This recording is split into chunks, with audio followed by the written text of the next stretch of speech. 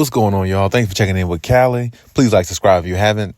So here we are with the PJ Tucker situation again. This is a situation that's really becoming, kind of difficult for the Clippers because now the reports are saying that they have a potential trade a potential trade team for him. But the Clippers do not want to trade him to a contender. Now, you guys heard me say this in my last video. I spoke about PJ Tucker a few weeks ago. You can go back and check that out. But the whole point of the whole point of the matter is exactly what I said. They shouldn't try to trade him to a contender because only contending teams are going to want PJ Tucker because teams still look at him as a valuable piece. Because he's going to go out there and give you 100% on defense, and he still can knock down corner threes, and he can't knock them down. He's not quite the player he was about 4 or 5 years ago. I'll give you that. He's probably not as mobile as he was defensively and all that type stuff, but he still can come in and contribute.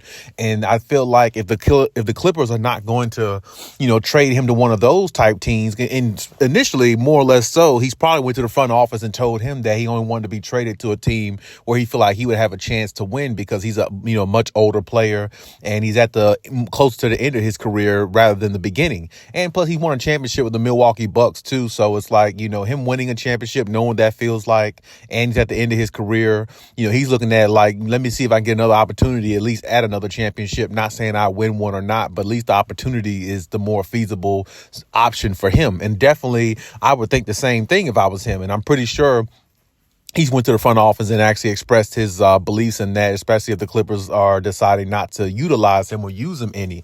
But see, here's another situation where I think the Clippers might be able to find value with PJ Tucker. I mean, honestly, find some minutes for him. I mean, it may be, 5 to 8 minutes a game or something like that. You know what I'm saying? Or 8 to 10 minutes a game. That does not matter.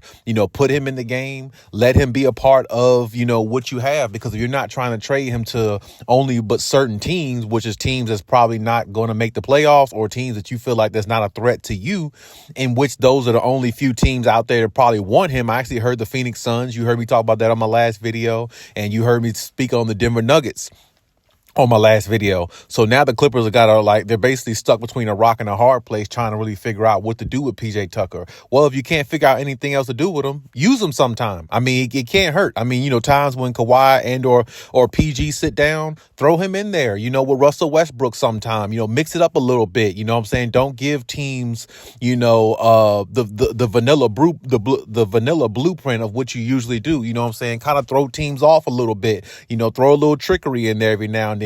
Play PJ Tucker some, let him go in there, get him about 5 to 8 minutes, something like that. Per game, let him contribute because he can make some good defensive plays. And I kind of feel like this is a situation they had with Robert Covington when he was there. Rocco was a really good piece I thought that they could have kept, and utilized going forward, but they never really played the guy. And Ty Lue never really gave him an opportunity to go out there and be, a valuable asset for the team, in which a lot of people knew that he could be, So if you're not going to trade PJ Tucker, if you're stuck between how you feel, of the teams that's asking for him and you don't want to trade him to a contender, that's fine. Use him yourself. PJ Tucker, if he was getting 5 to 8 minutes per game, he would be a lot happier than what he is now, not getting any. So, I mean, there's times where Ty Lue has put Kobe Brown in the game and guys like that. Kobe Brown's a brand new player, fresh out the package. It's good to get him in there at times. I definitely want to see his development, but I mean, you could find a way to make a little bit of time for somebody like PJ Tucker. He can't really hurt your team too much. I mean, if you look at a game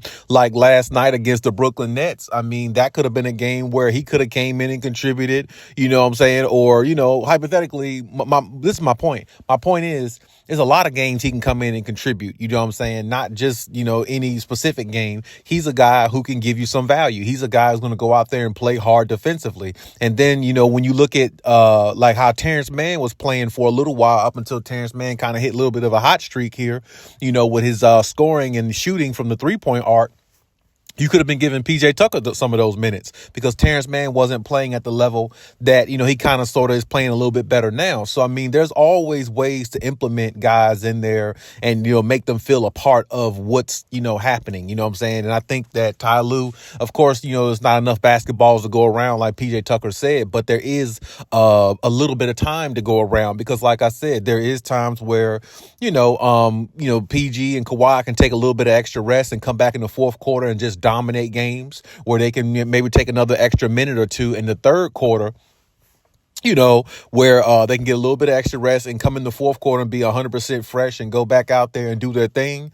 There's times where, where Ty Lue has staggered minutes, between Kawhi and PG.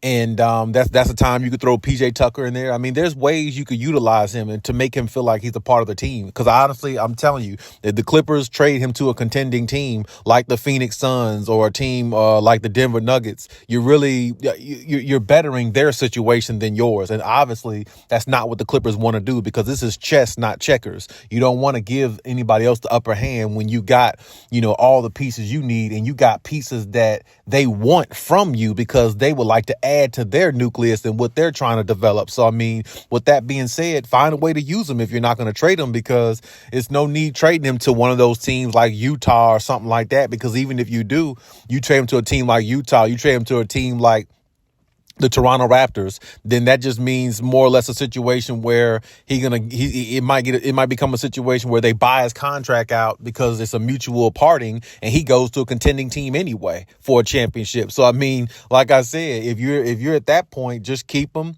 utilize them at times. Like I said, give them 5-10 minutes per game. It's not going to hurt. Other guys have to sacrifice too, not just him. Other guys got to sacrifice, and like I said, I would hate to take some of Terrence Mann's minutes away or something like that. But I mean, you can cut some people's minutes off the bench, or something like that. I mean, it's ways to do it if you really want to keep him a part of your team. You know what I'm saying? I think other players will understand because all of them are in it to win. They're not in it to just get stats and MVPs and all that. That's not what this team is about. This team is about winning. So, I mean, of course, you don't cut the star players' minutes or anything like that.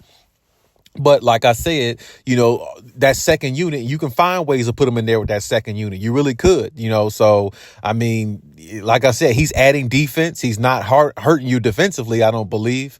I still think he has a little something left, not much. But, I mean, like I said, somewhere around that 5 to 8 minute mark, Ty Lue can find a way to do that. You know what I'm saying? He really could. You know what I'm saying? Don't have a man completely out the rotation because this man's won a championship before. You got guys in the rotation that's never won championships. So, I mean, it's like you could find a way to put a guy in a rotation that has won a championship, whether his minutes are limited or not. So if I were the Clippers, I'd just find a way to keep him and utilize what you have in him and don't try to send him to no contender because you want all the pieces and all the, the pieces in place for you to better your chances, not anybody else's.